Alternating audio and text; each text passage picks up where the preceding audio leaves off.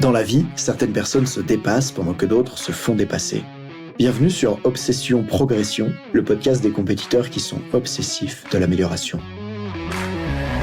Je m'appelle Nathan Delacoste, je suis préparateur mental spécialisé dans les sports extrêmes. J'accompagne surtout des athlètes internationaux comme les skieurs et snowboarders en équipe de France. Dans ce podcast, je partage les coulisses des séances et des prises de conscience avec l'intention d'emmener votre mental au plus haut niveau en entraînant l'humain derrière la machine. Pour cette quête de performance, je vous parle à la fois mindset, cohésion de groupe, discours d'avant-match, résilience et gestion des émotions. Prenez une bonne dose d'inspiration à chaque épisode, ils sont rendus possibles par Ready to Rock.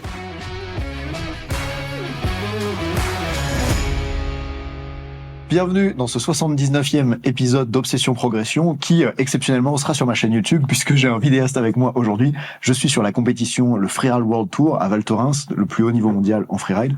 Et comme j'ai fait installer toutes ces caméras, je me suis dit que ça serait sympa pour une fois de faire un podcast Obsession Progression aussi en format vidéo. Donc voilà, si vous avez jamais vu ma tête, maintenant vous pouvez me voir.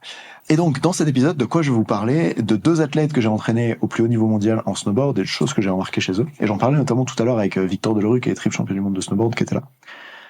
Pour le premier athlète, l'autre auquel je pense, le problème c'est que quand il est en compétition et qu'il ne fait pas bien, il a tendance à voir ce qu'il fait comme nul, et à se dire, du coup, si ce que j'ai fait c'est nul, je suis nul. Et c'est un peu comme si on avait tous un seau de l'estime de soi. Et dans ce seau-là, le but c'est qu'il soit plus rempli possible, parce que plus il est rempli, plus ça te permet de t'engager dans des choses avec une grande confiance en soi, aussi de te sentir bien, de te sentir épanoui, d'oser être audacieux, prendre des risques. Et donc le problème c'est que lui, il avait d'énormes trous dans son seau. Comment on fait pour creuser des trous? Il y a une méthode assez simple, c'est celle qu'il utilisait et qu'il faut surtout pas utiliser, c'est de juger à travers ta performance, qui tu es. Lui, il se disait par exemple, là j'ai pas eu le résultat que je voulais, j'ai fait un résultat nul, donc je suis nul. Ou même en border cross, dans ce virage-là, je m'y suis mal pris, j'ai raté ce virage, donc ça veut dire que je suis nul. Et faut vraiment être capable, en tant qu'athlète, de faire la séparation entre ce que je fais et qui je suis. Alors là, vous allez me dire, ouais, mais Nathan, si t'as raté ton virage quand même, ça veut dire que t'es nul. Pas vraiment, parce que si t'as raté ton virage, et même des fois, c'est un peu pas un hasard de rater un virage, mais c'est quelque chose de rare, parce que tu rates pas tous tes virages.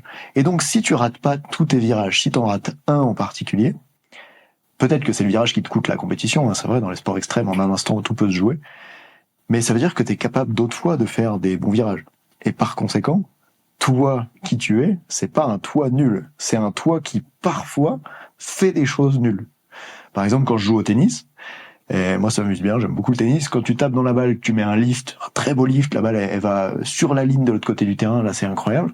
Et puis des fois tu fais un lift et la balle elle part en dehors du grillage et il faut aller la chercher en marchant 10 minutes là. Donc vous connaissez bien l'histoire. Est-ce que ça veut dire parce que j'ai raté un lift une fois que je suis incapable de faire un bon lift? Non, je peux sans doute en faire plein des bons et parfois rater une. Et le problème que je remarque chez les sportifs de haut niveau, même au plus haut niveau mondial, c'est qu'ils ont tendance parfois, s'ils ratent un truc, à se juger entièrement de ce truc-là. Et en mode, j'ai raté une tarte tatin, ça veut dire que je suis un raté. Ce serait bizarre, on ferait quand même pas ça avec les tartes tatin. Mais pourquoi on fait ça avec le sport dans lequel on est? Et le problème, c'est qu'au final, ça fait des trous dans le seau de l'estime de soi. Après, je commence à me percevoir comme ayant moins de potentiel. Oui, parce qu'évidemment, quand je me dis que je rate des trucs, ça s'amplifie de plus en plus.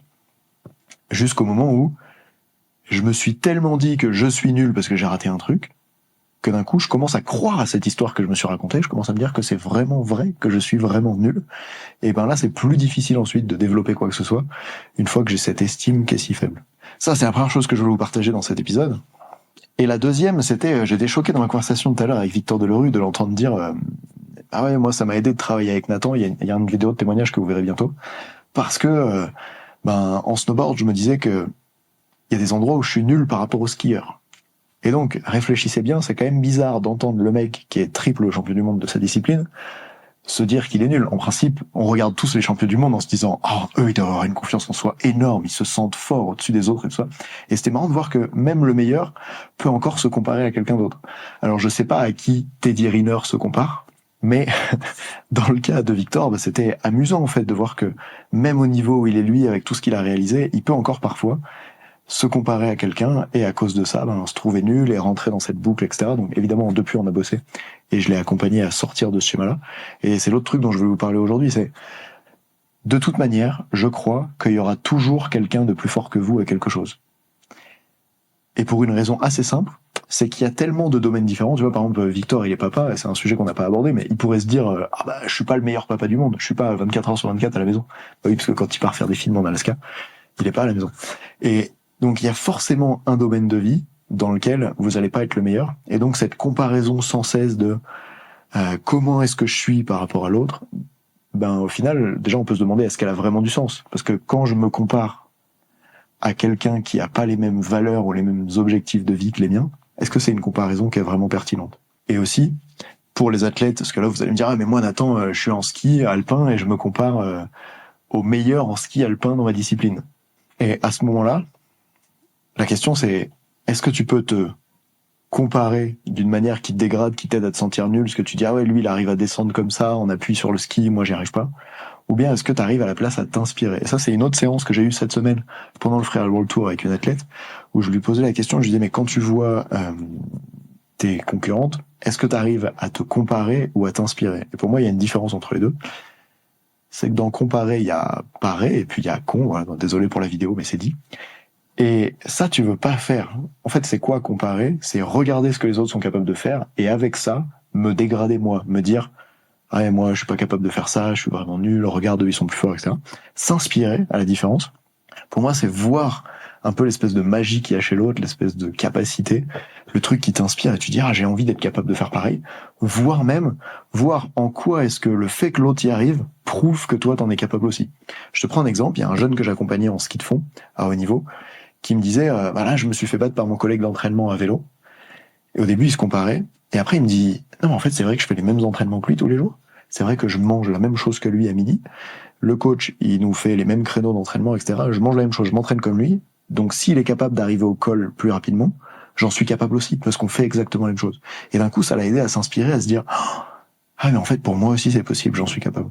Et j'aime bien jouer avec les athlètes sur ce concept-là, parce que je crois pas qu'en tant qu'humain, on puisse supprimer complètement la comparaison sociale. On est des animaux sociaux, il y a chez nous une partie dans le cerveau qui est dédiée à se comparer aux autres et à savoir quelle est notre place au sein du groupe. On peut pas l'enlever. C'est présent, par contre, on peut sans doute mieux la piloter. Finalement, c'est un peu comme la gravité en ski. Tu peux pas l'enlever, mais il y a quand même des gens avec cette gravité-là qui arrivent à faire des runs incroyables, et d'autres qui tiendraient pas debout sur leur ski. Et je crois que c'est ça qu'on va être capable de faire, c'est piloter ce truc-là. Donc pour cette vidéo, retenez la manière dont je me compare ou je m'inspire. Retenez, je ne suis pas ce que je fais. Et retenez, le dernier point, vous l'avez plus? Faut regarder la vidéo du début. Ou alors c'est peut-être que moi je l'ai plus non plus. Bref. Merci d'avoir écouté Obsession Progression et à la prochaine.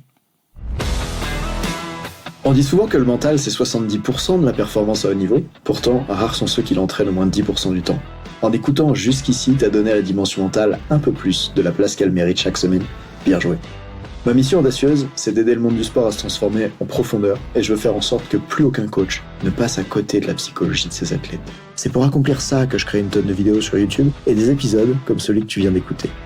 Alors, je vais pas te demander d'inscrire de force tes amis au podcast, et en même temps, si tu peux en parler à quelqu'un qui va l'adorer, quelqu'un à qui ça serait utile, ta recommandation, elle signifie beaucoup pour moi. Si chaque auditeur en parle juste à 2 autres, l'année prochaine, on sera des milliers de fois plus nombreux avec l'obsession progression. Salut!